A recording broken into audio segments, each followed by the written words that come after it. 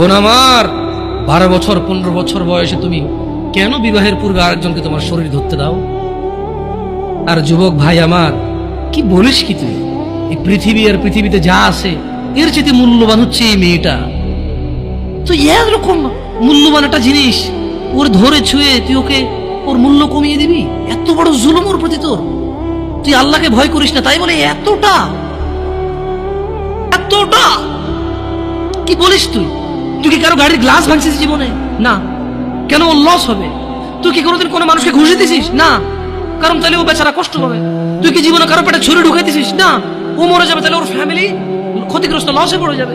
তুই কি কারো টাকা মারছিস কোনোদিন? না, তাহলে ওর ফ্যামিলির টাকার কারণে কষ্ট পাবে। তাহলে তুই কেন তুই এত ছোট ছোট বিষয়গুলো খেয়াল রাখিস যে আরেকজনের লস হবে? তাহলে তুই এই মেয়েটার জীবনটাকে তুই কি করলি?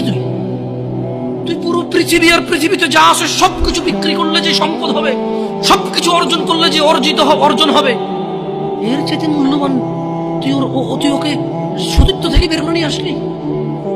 তুই তোর সামান্য ডিজায়ার ফুলফিল করার জন্য, যেটা আল্লাহ তোর জন্য বৈধ করেছে, কবুল বললে তোর বাপের দোষ, আল্লাহর তো দোষ না। তোর বাপের দোষ, সমাজের তো দোষ না। তোর বাপ তোকে বিয়ে করে না ভাই আমার। তোর বাপ মনে করে তুই ছোট, 18 বছর বয়স তোর বাপ মনে করে তোর বাপ 16 বছর বয়সে হস্তমৈথুন করছে, তোর 22 বছর, তুই এখনো ছোট নুনু খাস, দুধু খাস। তোর বাপের অজ্ঞতা, ইসলামের দোষ দিবি কেন তুই এটা? তোর বাপ 13 বছর বয়সে চাস্তমান জাটতমান নিয়ে পালাই গেছে, এরপর সবাই মিলে ধরে আনছে।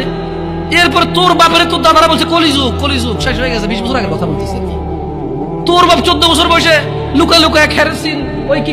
আরে ভাই, আপনি শহরের ভাই, শহরের বয়স করতে হয়েছে, আর সব মানুষ শহরে গেলে আমি দেখছি তো।